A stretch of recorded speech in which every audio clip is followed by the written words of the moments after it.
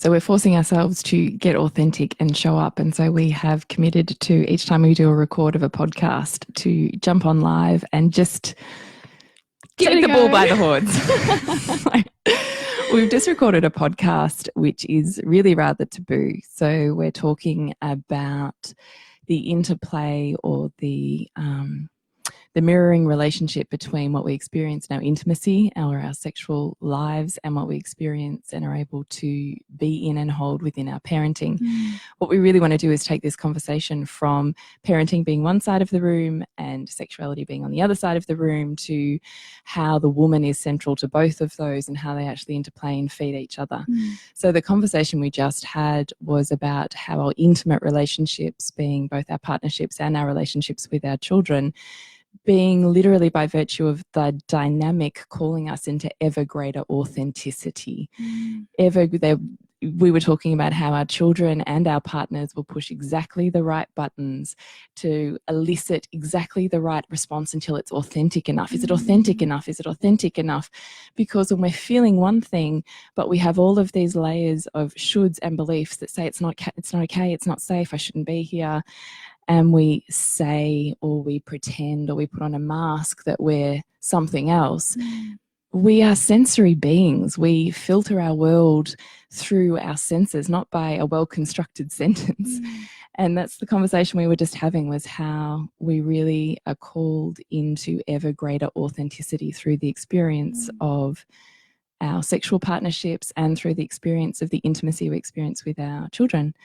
And we find this a really fascinating concept of how much can you hold? Yeah, and how much can you expand those edges, because they are both, both our sexuality and our parenting, is they're both asking us to challenge what we hold as true or what we hold as right, and go beyond the limitations that we set. Our children are asking us to bust open the taboos that we might have around how children should be and what's an okay way to behave in the world, and how much can we hold space for their own authenticity, which means actually facing the mirror that they hold up to us about how okay we make ourselves.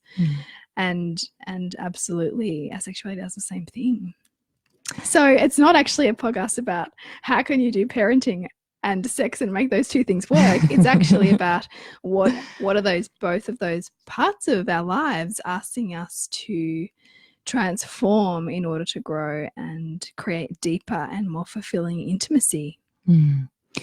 And just the experience of feeling more, right? How much can this body hold before you want to contract or shut down or close off? It's the same thing when we're talking about holding emotions consciously for our children, as much as when we're holding the feeling of ecstasy and pleasure, which, as we talked about in this podcast, takes us so closely to our edge of the experience of nothingness, right? To consciousness beyond our physical form, to this experience where we're not a body anymore. We're tracing this elusive experience, or certainly I am, of this conscious orgasm it's beyond my physical form, that feels like a connection to the divine, if you like. You are physical, but you feel no aspect of your body because you are in this bliss state, right? And how much of that can you hold before you contract back down and go, whoa, that was, there's too much, not safe, I can't, or there's all these stories and blocks in the way. And it's the same thing with our parenting. How much can we hold? How much of this whinging? How much of this anger? How much of this emotion? How much is safe for me because I am so vast before, edge, got to come back down. And they're such close mirrors because they're all intimacy. And that's the conversation we have in this podcast, which is released on Tuesday. So we really hope that you tune in and you get something out of it, and perhaps you see beyond the taboo. See you soon.